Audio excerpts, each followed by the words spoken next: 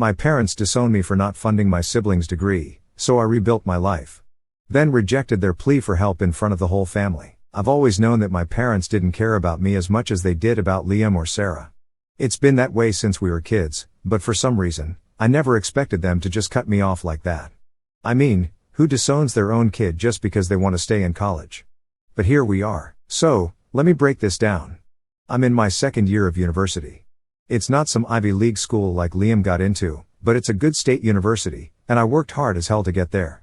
I'm doing fine, nothing spectacular, but I'm passing, and I've got some friends, which is more than I ever had in high school. Things were going all right for the first semester, but then the second semester started, and everything went to crap. It was one of those Saturdays where I'd been in my room all morning, just doing schoolwork and catching up on some Netflix. I hadn't even thought about what my parents were up to because, they don't really care what I'm doing anyway. Around lunchtime, they call me downstairs like it's some kind of emergency family meeting. I walk down, and I'm thinking, oh, maybe they're finally going to ask me about how school's going or, I don't know, show some interest in my life. Yeah, right. I sit down on the couch, and my dad starts talking. He's using that lawyer voice he's got, the one where he sounds all reasonable but you can tell he's just manipulating the conversation. He's like, Maya, we've been thinking about your future. We want to talk to you about something important. And in my head, I'm like, okay, maybe they've got some advice about internships or something. Nope. My dad goes, we've decided that it would be best for you to take a break from college. I swear my brain froze for a second. I literally didn't understand what he was saying. I asked him, what do you mean, take a break? And my mom jumps in with this fake sympathetic tone, you've been doing okay, honey, but we think it's time you start contributing more to the family. Liam is starting law school soon, and we need to make sure Sarah's future is secure too. That's when it hit me. They wanted me to quit school and get a job to help pay for Liam's law school and Sarah's college fund. No joke. They didn't even try to sugarcoat it.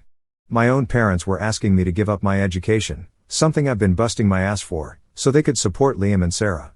Like, what the actual hell? I just sat there, staring at them, trying to process it. Are you serious? I asked. My dad, still in that damn lawyer voice, goes, this is a practical solution, Maya. College hasn't been working out as well for you as we hoped. We think it's better if you start working full-time and contribute to the household. You can always go back to school later. Go back later? Like it's that easy. I couldn't believe what I was hearing. I tried to explain that I was doing fine in school, that I had plans for my future, but they weren't having it. My mom, always the queen of passive-aggressive insults, said, not everyone is cut out for higher education, Maya. There's no shame in honest work. At that point, I couldn't hold it in anymore. I lost it. So you want me to drop out so you can pay for Liam and Sarah? I asked, my voice cracking. What about my future? Do I not matter at all? And you know what they did? My dad sighed like he was so disappointed in me, and my mom just shook her head. We've given you plenty of chances, Maya, my dad said. You've never been as focused as your siblings. We're just being realistic about where you fit in this family. That hit hard, like really hard. It wasn't just about the money or school, it was about how they've always seen me, like I'm some sort of afterthought, a backup plan if Liam or Sarah doesn't pan out. And in that moment, I realized that no matter what I did, I was never going to be good enough for them. So, I did something I never thought I'd have the guts to do. I stood up, looked them dead in the eyes, and said, I'm not dropping out. If you're done with me, fine. I'll figure it out on my own. The room went dead silent. My mom looked like she'd just seen a ghost, and my dad, well, he just looked pissed. I think they honestly thought I'd cave, that I'd just nod my head and agree to their stupid plan. But not this time. I was done being their backup plan. So, after that whole conversation with my parents, I was still pretty much in shock. Like, what just happened? 1 minute, I'm in college, doing fine, and the next, I'm being told I'm basically useless and need to quit everything I've been working for to help Liam and Sarah. It was like a slap to the face, but at the same time, I kind of wasn't surprised. This was just how it always was with them. Liam and Sarah were the stars, and I was, I don't know, the background character. Anyway, after I told them I wasn't quitting school, things got even weirder. My dad didn't say anything at first, just kind of stared at me like I'd insulted him. Then my mom, of course, started with the tears. Classic. She's sitting there crying and saying, we're doing this for you, Maya. We just want what's best for the family. But all I could think was, how is this for me? They wanted to sacrifice my future to make sure Liam and Sarah had theirs set up. I was done. I'd had enough of their guilt trips and their constant favoritism. So, I told them flat out, I'm not quitting school. If that's what you want from me, I'll just leave. I expected more yelling, more tears, maybe a fight, but instead, my mom just kept crying, and my dad muttered something about, you'll regret this decision. But they didn't try to stop me. It's like they didn't even care if I left or stayed. I went upstairs and grabbed my old suitcase, the one we used to take on family vacations. I hadn't used it in years.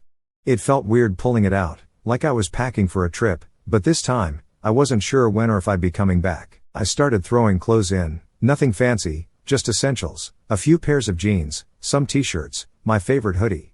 I couldn't even think straight, but I knew I had to get out of there before I lost my nerve. As I was packing, I heard my parents downstairs. My mom was still crying, and my dad was pacing back and forth, talking to her like I wasn't even there. He kept saying things like, she'll come to her senses, and she's always been difficult. That word, difficult, made my blood boil. It was like they didn't even see me as a person, just a problem to be fixed. It took everything in me not to scream at them. Instead, I just kept packing. I grabbed my laptop, a few notebooks, and the sketchbook I'd been working on. Art's always been my escape, and I figured I'd need it now more than ever. I threw everything into the suitcase and zipped it up. It was heavy as hell, but I didn't care. I was ready to go. The hardest part was walking down the stairs. I could feel my legs shaking, and my stomach was in knots, but I knew I had to do this. My parents were still in the living room, acting like I wasn't even there. My mom had stopped crying and was just sitting there, staring blankly at the wall, while my dad was scrolling through his phone, probably pretending to be busy with work stuff, typical. I stood there for a second, waiting for one of them to say something, to try and stop me, but they didn't. They didn't even look up. It was like I didn't exist to them anymore. So, I grabbed my suitcase, opened the front door, and walked out. The door clicked shut behind me, and that was it. I was gone. I didn't have a plan. I didn't even know where I was going. I just started walking. My heart was racing, and I could feel the weight of everything hitting me all at once. I was officially on my own, no family, no home, just me and my suitcase. I must have walked for miles before I realized I had nowhere to go. I pulled out my phone and texted my friend Sarah. We weren't super close, but she'd always been there when I needed someone to talk to. I told her what happened, and within minutes, she texted back, come crash at my place. We'll figure it out. Relief washed over me. At least I had somewhere to go for the night. I grabbed an Uber to Sarah's apartment, and when I got there, she hugged me like I was a lost puppy. She didn't even ask for details right away, just let me dump my stuff in her spare room and collapse on the couch. It was the first time I'd felt safe in hours. We didn't talk much that night. I was too tired, and she didn't push. We just ordered pizza and watched some trashy reality show on Netflix until I passed out on the couch. The next few days were a blur. I couldn't stop replaying everything in my head, my parents asking me to quit school, the way they acted like it wasn't a big deal, the fact that they didn't even try to stop me from leaving. It was like I'd never really been part of their lives at all. But the longer I stayed at Sarah's, the clearer things became. I realized that, yeah, it sucked to leave home like that, but it was also the first time in forever that I felt like I was in control of my own life. No more bending over backward to please my parents, no more trying to fit into the mold they'd made for me. I could actually live for myself. I spent the next week figuring things out. I called my academic advisor, explained the situation, and she was amazing. She helped me apply for more financial aid and even got me into on-campus housing. I was going to be okay. It was weirdly freeing to realize that I didn't need my parents' approval anymore. I was doing this on my own. One of the hardest parts, though, was when my parents texted me. It wasn't an apology, not even close. It was more like guilt tripping, saying things like, we hope you're okay, and you should come home, and we can talk. Yeah, right. They didn't care if I was okay, they just didn't want to look bad in front of the rest of the family. I ignored the texts and focused on getting my life back together. I also reached out to my Aunt Sarah, my mom's sister. She's the black sheep of the family, an artist who never really fit in with my parents' perfect vision of what success looks like. When I told her what happened, she was furious. They did what? She yelled over the phone. She offered to help me out financially until I could get back on my feet and even said I could stay with her during breaks if I needed to. It was the first time in days that I didn't feel completely alone. By the end of that week, I'd moved into my dorm, and I was starting to feel like maybe, just maybe, I'd be okay. I was scared as hell, don't get me wrong, but there was also this weird sense of freedom. For the first time in my life, I wasn't living under my parents' shadow. I could finally breathe. I've been living in my dorm for a while now, just trying to get used to everything. Honestly, it felt strange at first. I'd go to class, come back to my tiny room, and just sit there sometimes. No yelling parents, no guilt trips, just silence. It was a weird feeling, but at the same time, I was getting used to it. I started making friends at school, and my part-time job at the library was actually kind of nice, quiet, lots of time to think. Anyway, one day, out of nowhere, I get a text from Liam. Yeah, that Liam, the golden boy who could do no wrong. I hadn't heard from him since I left, and honestly, I wasn't expecting to. I figured he'd side with my parents like always, pretend like nothing was wrong, and keep being the perfect son. So, when I saw his name pop up on my phone, I didn't even know if I wanted to respond. But curiosity got the best of me. The message was simple: can we meet up? I want to talk. No explanation, no apology, just that. I debated ignoring it, but part of me needed to hear what he had to say. So, after thinking about it for a while, I texted him back and told him we could meet at this little coffee shop halfway between my campus and his law school. At least if things got awkward, I could bail easily. When I walked in, I spotted him immediately. He looked different, like not his usual polished, perfect self. His hair was kind of messy, and his clothes weren't as sharp as they usually were. He even looked a little tired. For a second, I almost didn't recognize him. This wasn't the Liam I grew up with, the guy who always had everything together. It kind of threw me off. We sat down, ordered some coffee, and there was this awkward silence for a bit. I wasn't sure what to say, and I could tell he was struggling, too. Finally, he broke the ice. "I'm sorry," he said, just like that. No build-up, no excuses, just an apology. I raised an eyebrow. "For what, exactly?" I asked, trying to keep my voice steady. I wasn't about to let him off the hook that easily. "For everything, I guess," he continued, looking down at his coffee. "For not saying anything when you left, for not sticking up for you all these years. I don't know. I've always known how messed up it was, how they treated you, but it was easier to just go along with it."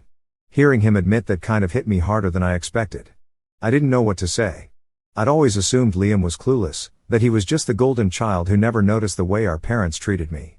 But to hear him say he knew, that he chose to stay silent, that stung. "So, what changed?" I finally asked, still trying to wrap my head around the fact that he was actually apologizing. "Why are you telling me this now?" He let out a sigh and ran a hand through his messy hair. "I don't know, Maya. When you stood up to them, it made me realize how messed up things really are. I always knew, but I didn't want to admit it, you know? I was comfortable.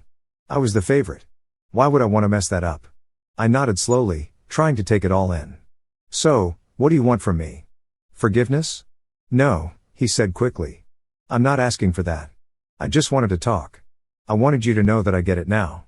And I'm quitting law school." That was the real shocker. Liam quitting law school? The golden child, the future lawyer of the family? It didn't make sense. "Wait, what? You're quitting? Since when?" He looked me straight in the eye for the first time since we sat down. "Yeah. I've been miserable for months. I never even wanted to be a lawyer, you know? That was all Mom and Dad's idea. I've been faking it this whole time because I didn't want to disappoint them. But seeing you leave and actually do something for yourself, it made me realize I can't keep living like this." I was speechless. This was the same guy who never wavered, who always seemed so sure of himself. To hear him admit that he'd been miserable, that he was only doing what our parents wanted, it blew my mind. "So, what are you going to do?" I asked, still processing everything. He leaned back in his chair and smiled for the first time. "I'm going to be a teacher. That's what I've always wanted to do. I just never thought it was an option. But I'm done trying to live up to their expectations. I'm applying to an education program next semester." I didn't know whether to be happy for him or angry. Part of me was still pissed that he'd stayed silent all those years, that he never once stood up for me. But another part of me was proud of him for finally breaking away from our parents' control. It was a weird mix of emotions, and I wasn't sure how to feel. We sat there for a while, just talking about everything. He told me how hard it had been growing up with all the pressure from our parents, how he always felt like he had to be perfect. He admitted that he envied me for being able to walk away, for not caring about what they thought anymore. That kind of threw me off. I never thought Liam envied me. I always saw him as the one who had it all figured out. For the first time in my life, I felt like I was actually seeing Liam, not the perfect, polished version of him that our parents had created, but the real him. And honestly, he seemed just as lost as I was, maybe even more. As we wrapped up our conversation, Liam hesitated for a second before asking, "Do you think we could hang out more? I mean, I know I wasn't really there for you before, but I'd like to try, make things right." I didn't answer right away. It wasn't something I could just say yes to without thinking. But after everything he told me, after seeing this side of him I never knew existed, I figured maybe it was worth giving it a shot. "Yeah," I said finally.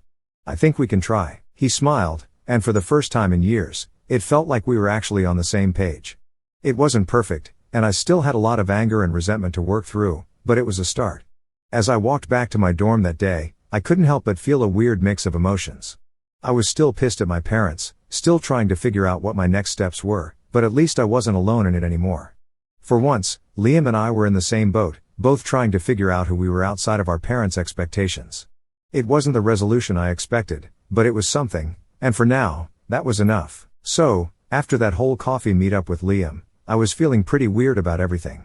I mean, on one hand, I was kind of glad he finally got what I've been going through, but on the other hand, I was still pissed at him for staying quiet all those years. And then there was the fact that I hadn't heard from my parents since I left. Nothing. It was like I just didn't exist to them anymore, which was honestly the most messed up part of it all. That is, until I got a message from my mom. It wasn't anything heartfelt or apologetic, though. It was more like a guilt trip disguised as concern. Typical. The text popped up one evening while I was sitting in my dorm room, trying to focus on some assignments. My phone buzzed, and there it was, from my mom. "Maya, we've been thinking about you. We hope you're doing okay. Please come home. We miss you." Yeah, sure they missed me. They missed having someone to boss around. At first, I wasn't even going to respond, but something about that message just rubbed me the wrong way. It was like they were pretending nothing had happened, like they didn't kick me out because I wouldn't quit school for Liam and Sarah. I sat there, staring at my phone, debating whether to even bother replying, but then, before I knew it, my fingers were typing. "You guys miss me? Really? You didn't seem to care when you asked me to drop out and pay for Liam and Sarah's future. What's changed now?" I sent it before I could second guess myself. There was no way I was letting them get away with acting like the past few months didn't happen. I wasn't going to just crawl back and pretend like everything was fine because it wasn't. About an hour later, my phone buzzed again. This time, it was a longer message. My dad had jumped in, of course. He wrote, "Maya, that's not fair. We were trying to make the best decision for the family. We've always done what we thought was right for all of you, and sometimes that means making hard choices. But you've always been part of this family. It's not too late to come back and talk." I couldn't believe what I was reading. Hard choices for the family? What about me? It wasn't like I was asking for anything special, just a chance to have my own future. But here they were, making it sound like I was the one being unreasonable. It made my blood boil. I wanted to throw my phone across the room, but instead, I took a deep breath and typed out another message. "You know what's not fair? Being treated like I don't matter. Being asked to give up everything for Liam and Sarah. I'm doing fine now, and I don't need you guys trying to guilt me into coming back just because you feel bad. You made your choice. I made mine." It took a few minutes, but my dad responded again, and this time, he didn't hold back. "You're being selfish, Maya. We raised you, gave you everything you needed, and this is how you repay us? By abandoning your family when things get tough? I expected better from you, but I guess you've always been difficult." There it was again, difficult. That word they've always used to describe me when I didn't fit into their perfect little plans. Like, sorry I wasn't the star athlete or the beauty pageant winner or whatever they wanted me to be. I was done with that word, done with their guilt trips. I didn't reply. I couldn't. I didn't have the energy to argue with them anymore. The next few days were quiet. I didn't hear from them again, and honestly, I was relieved. But then things got even worse. A few of my relatives, my aunt, my grandma, even a cousin, started texting me out of the blue. Turns out, my parents had been talking to them, probably to paint me as the villain who abandoned the family. My aunt's message was the worst. She said something like, "Maya, you need to apologize to your parents. They're heartbroken over this. You're tearing the family apart." I wanted to scream. How was I tearing the family apart? All I did was stand up for myself for once. It's not like I asked them to choose between me and Liam or Sarah. They did that all on their own. And now I was the bad guy? At this point, I knew I needed some backup. I called Aunt Sarah, the only family member who actually understood what I was going through. When I told her what had been happening, she didn't even hesitate. "Your parents are full of it, Maya," she said straight up. "They're trying to control you because they're losing their grip. Don't fall for it. You're doing great on your own, and they just can't stand it. Hearing her say that made me feel a lot better. It was like I finally had permission to not care what my parents thought anymore. Aunt Sarah had always been the one to go against the grain in our family. She never followed the rules, never tried to fit into the mold, and she was doing just fine. Maybe it was time I started following her lead. But then, just when I thought things were calming down, I got another message from my parents. This one was different, though. It wasn't just a guilt trip. My mom said they were selling the house. We've decided to downsize. The house is too big for just the two of us now that Liam is away at law school and Sarah's getting ready for college. We hope you understand. I stared at the message in shock. The house I grew up in, the place that had been my home, even if it never really felt like it, was being sold. They didn't even give me a heads up, didn't ask if I wanted to come get my stuff or anything. It was like they were wiping me out of their lives one step at a time. I didn't reply. What was I supposed to say? Oh, cool, thanks for selling my childhood out from under me? Yeah, no thanks. I wasn't going to give them the satisfaction of knowing it hurt me. But it did, a lot. Over the next week, I kept getting updates from other relatives about the house being sold. My parents were moving into some smaller place in a nicer neighborhood, apparently. It was like they were setting up this whole new life without me, and I was just supposed to be okay with it. But honestly, as hard as it was, I think it was the final push I needed to really let go. The house, the family, the whole messed up dynamic, it was all behind me now. They'd made their choice, and I'd made mine. There was no going back. By the end of that week, I blocked their numbers. I didn't want to hear from them anymore. I didn't need their guilt trips or their constant reminders that I was never going to be good enough for them. For the first time in my life, I was truly free. It was scary as hell, but it also felt kind of amazing. After I blocked my parents' numbers, things got kind of quiet. For the first time in what felt like forever, there was no constant barrage of guilt trips or messages from relatives trying to talk some sense into me. It was just peaceful. At first, I didn't know what to do with that quiet. It felt weird, like something was missing. I guess I'd gotten so used to the chaos that being on my own, really on my own, was a whole new world. Life started to settle into a rhythm after that. My classes were going well, and I'd gotten the hang of balancing work and school. The library job turned out to be a lifesaver, not just for the paycheck but for the quiet space to clear my head. I wasn't constantly stressed about what my parents thought of me or trying to live up to their expectations. I was just living. But then, out of nowhere, I get another message. This time, it wasn't from my parents or some random relative. It was from Sarah. Yeah, my little sister, who had basically been the perfect princess her whole life, the one who always got the best of everything, from mom's constant attention to the nicest birthday parties. We hadn't really talked since I left, so seeing her name pop up on my phone was a surprise. Her message was simple, "Hey, can we talk?" I wasn't sure what to make of it. I mean, Sarah had never been mean to me or anything, but she never really stuck up for me either. She was just kind of there, doing her own thing, living in her bubble. So, why now? Why did she suddenly want to talk?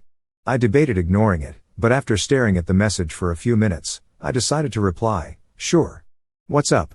We ended up setting a time to talk later that night. I wasn't sure what to expect, and to be honest, I was kind of nervous. What if she was just calling to guilt me, too? Or worse, what if she was mad at me for leaving? When I picked up the phone, Sarah's voice was quiet, not the bubbly, happy tone I was used to hearing from her. She sounded different. Right off the bat, she apologized. "I'm sorry, Maya," she said. "I didn't really get it before, about you, about what you've been dealing with." That threw me off. I wasn't expecting her to say something like that. "What do you mean?" I asked, trying to keep my guard up just in case. Sarah sighed, and I could hear her shifting around on the other end of the phone, like she was struggling to find the right words. "Mom and Dad have been talking a lot about you since you left," she explained, "but I've been thinking about everything, too, and I realized they've been kind of awful to you. Like, I always knew things were different for you, but I didn't really see it, you know?" I didn't know what to say. Part of me wanted to be mad at her for not realizing it sooner, but another part of me just felt sad that she was only just now seeing how messed up things had been. "Yeah, it's been pretty rough," I finally said, trying to keep my voice calm. Sarah kept talking, and for the first time, she opened up about her own struggles. She talked about the pressure Mom put on her to always be perfect, how every little thing she did had to be the best or it wasn't good enough. It was like she was trapped in this constant competition, always trying to live up to Mom's impossible standards. It wasn't the same as what I'd gone through, but I could tell it was weighing on her in a way I hadn't seen before. "I've been so scared of disappointing them," Sarah admitted. "Like, If I mess up even once, it'll all fall apart. But seeing you leave and stand up for yourself, it made me realize I don't want to live like that either. I don't want to be perfect all the time. I wasn't sure how to feel. On one hand, I was glad Sarah was finally starting to see things clearly. On the other, I was still carrying a lot of anger and hurt from how I'd been treated for so long. But I couldn't just push her away. She was reaching out in a way that felt real, and I knew how hard it was to break away from the pressure our parents put on us. I get it, I told her. It's tough to stand up to them, but you've got to do what's right for you. You can't keep living for them. We talked for a long time that night, and by the end of it, something had shifted between us. It wasn't perfect, and I still had my guard up, but for the first time, I felt like I had a real connection with Sarah, not the picture-perfect sister she always tried to be, but the real Sarah, the one who was struggling just like I had been. After that conversation, things started to change even more. Sarah and I kept in touch, talking every few days, just checking in on each other. She was still figuring things out, but I could tell she was trying to take control of her own life, not just live the one our parents wanted for her. And in a weird way, I felt proud of her. She was starting to stand up for herself, and that took guts. Meanwhile, I was finally feeling like I was building a life that was mine. I joined a student group for people with toxic family backgrounds, and it was nice to have people to talk to who understood what I was going through. I wasn't the only one dealing with messed up family dynamics, and that made me feel less alone. One day, out of the blue, I got an email from the University Counseling Center. They'd heard about the support group I was part of and wanted me to help develop a peer support program for other students dealing with similar issues. It was a paid position, and it felt like everything I'd been through was finally being put to good use. I could actually help other people who were struggling, and that felt huge. I started working on ideas for the program, drawing from my own experiences and the stories I'd heard from others in the group. It was like all the crap I'd dealt with, my parents, the guilt trips, the pressure, was finally turning into something positive, something that could actually make a difference. And as I sat there, sketching out plans for the program, I realized something. I didn't need my parents' approval anymore. I didn't need them to see me, to validate me, or to tell me I was doing a good job. I had built my own life, and for the first time, I felt like I was in control of it. Sure, there were still tough days where I missed the idea of having a normal family, where I wished things could have been different, but I was okay with that. I was learning how to be okay with myself, and that was something my parents could never take away from me.